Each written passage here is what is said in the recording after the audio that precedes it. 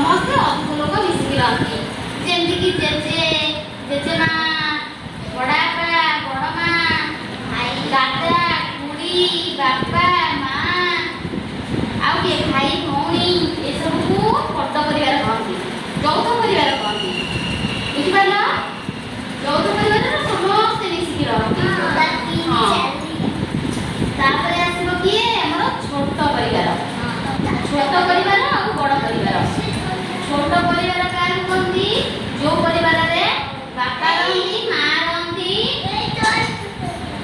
ଯେଉଁ ପରିବାରରେ ବାପା ରହନ୍ତି, ମା ରହନ୍ତି, ଆଉ ଭାଇ ଭଉଣୀ ରହନ୍ତି, ଆଉ ଜେଜେମା ଜେଜେବାପା ରହନ୍ତି। ଇଏ ହେଲା ତ ଛୋଟ ପରିବାର। ବଡ଼ ପରିବାର କାହାକୁ କହନ୍ତି? ଯେଉଁ ପରିବାରରେ ବାପା ଥାଆନ୍ତି, ମା ଥାଆନ୍ତି, କିନ୍ତୁ ତାଙ୍କର ସନ୍ତାନ ଅଧିକ ଥାଆନ୍ତି, ଦୁଇରୁ ଅଧିକ। ଛୋଟ ପରିବାରରେ 2 ଜଣ ସନ୍ତାନ ଥାଆନ୍ତି, କିନ୍ତୁ ବଡ଼ ପରିବାରରେ 2ରୁ ଅଧିକ ସନ୍ତାନ ଥାଆନ୍ତି। ପୁଅ ଝିଅ, ଜାଣିପାରିଲ? ପୁଅ ଝିଅ ଯେଉଁ ପରିବାରରେ ଅଧିକ ଥାଆନ୍ତି ସେଇ ପରିବାରରେ ବଡ଼ ପରିବାର କୁହାଯାଏ। ସେଇ ପରିବାରକୁ ହେଲା, ସେଇ ପରିବାରକୁ ବଡ଼ ପରିବାର କହନ୍ତି। ବୁଝିପାରିଲ?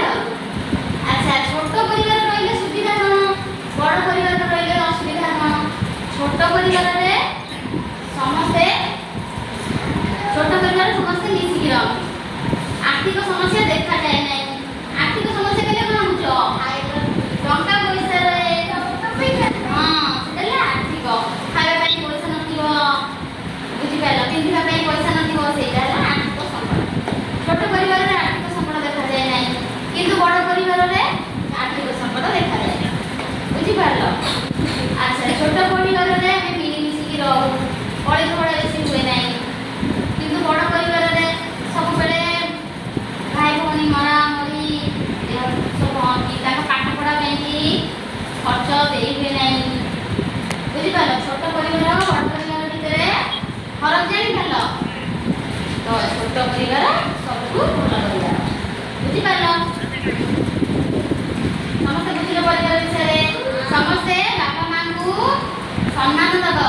ପ୍ରତିଦିନ ସକାଳ ସନ୍ଧ୍ୟାରେ ନମସ୍କାର ହବ। ଠାକୁର ଘରେ ନମସ୍କାର ହେଇସାରି ବାପା ମାଙ୍କୁ ନମସ୍କାର ହବ। ବୁଝିପାରିଲ?